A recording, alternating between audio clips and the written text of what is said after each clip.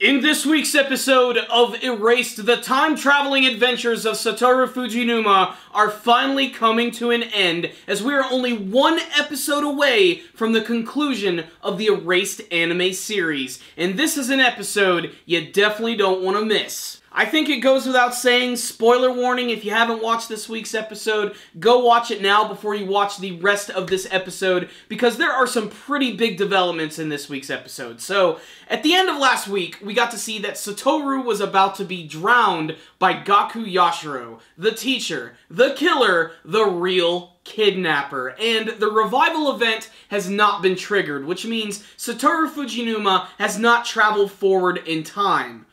Or has he? Because apparently he survived being drowned and has been in a coma for 15 years. And every single day for upwards of 4 hours, his mother has taken care of him, kept his body fit, hoping that one day he would finally awake and actually reveal what happened 15 years prior. And eventually, he does wake up in this episode, although he has a little bit of amnesia and can't remember a lot of the events. He still remembers some of his friends, but he doesn't remember that it was actually his teacher who tried to murder him. The scene of Satoru Fujinuma actually waking up from his coma is a very realistic and very scary scene in many ways, because the fact that he does have amnesia actually makes him very vulnerable to the actual killer himself, who could pop up at possibly any time. But for the most part, in the first half of the episode, he's just been visited by a number of his friends. We have Kenya, we have his good friend Hiromi, who actually married Kaio Hinazuki, and they even have a child together. It's a really heartwarming scene when you have Satoru Fujinuma as an adult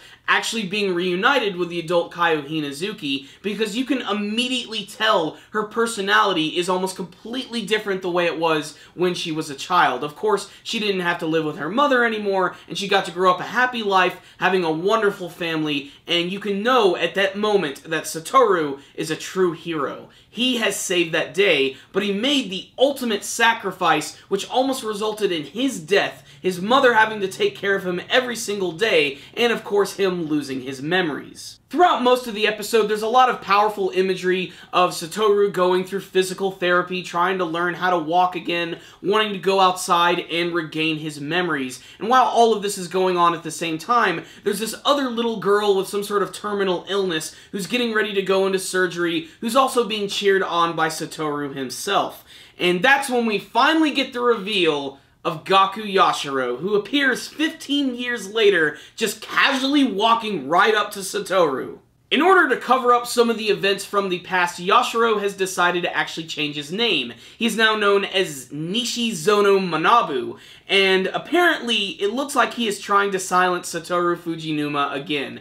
At first, his intentions almost seem nice, as if he's trying to make up for the fact that he did try to murder this kid all these years ago, but really it looks like he's trying to cover up his tracks and hoping that Satoru's memories are not going to return. And I have to admit, the tenseness of having Satoru actually hang out with his killer is just so ridiculous. You just want his memories to pop up at any second, and at the very end of the episode, you have Yashiro actually bringing him up to the top of this hospital where it's raining, and as soon as they get up to the top of the roof, that's when Satoru Fujinuma's memories finally return, and it ends this episode on one hell of a cliffhanger.